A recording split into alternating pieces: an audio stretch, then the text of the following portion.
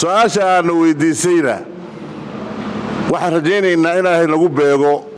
insha Allah inaanu system dawliya inii dejinno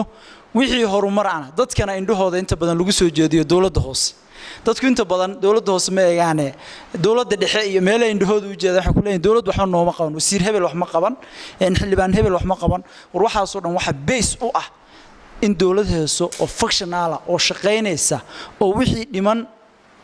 wixii ay qaban karto qabata wixii dhimanna ay dawladdeenu ku gudbin karto dawladda dhexe iyo cidii markaas wax ka qaban karta ma jiraan golo deegaan oo ka keeni kara Garowe oo magaalada keeni kara dawladnimadii hay'adihii dawladda soo jiidi kara su'aasha halka u dhigsanaya gadhex ku haysa kow in lagu doorto qofka horta inuu diin leeyahay diin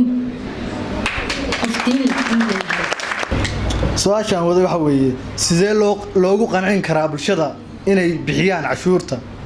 si uu shaqeeyo dawladda deegaanka yani golaha deegaanka ha yaraysanina runtii arintan haddaan dadkeenu cashuur ogolaan dawlad ma ogolaan ogaada haddaan dadkeenu cashuur ogolaan dawlad ma ogolaan marka laakiin dadkii maxay marka la qabsadeen raashimo la qaybinayo WFP la qaybinayo caqabadaha ugu badan ma dadku cabashooyinka ugu badan ee aan arko waxa ay ugu badan yihiin aniga raashin layma soo gaarsiin aniga maalin wax la qaybinayay baa layga qadiyay hebel iguma soo qaadi kartid waa kii maalintii qadiyay muhiimadeenu ma aha raashin golaha deegaanku duruufaha ku shaqeeyaan ognahay rool fara badan maanta ma qaadan karo laakiin muxuu samayn karaa leader buu sameyn waa lead gareyn karaa hogaamin buu noqon karaa bulshadii buu hogaamin noqon karaa xildhibaanada golaha deegaanka su'aashaas maxaa laga fili karaa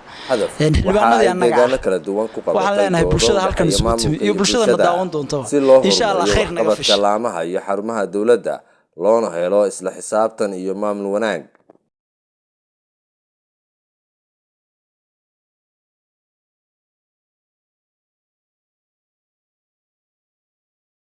expectation kula wabihin dadkii maxaa la idinka filayaa ka war hadaanu ka filayno anagu bulsho ahaan inay meel walba laami ka jeexaan oo meel walba waxa weeye sida de indicator maxaa noqon kara halbeeg waxa idin noqon kara sida degmooyinka ama deegaanada idin la mid ah idinku dhow ay yihiin waa mas'uuliyaadka la kala leeyahay baan marka horeba la aqoon marka qofku wuxuu dareemayaa in la dhacayo ama hoos loo dhigayo ama aan la aqoonsanayn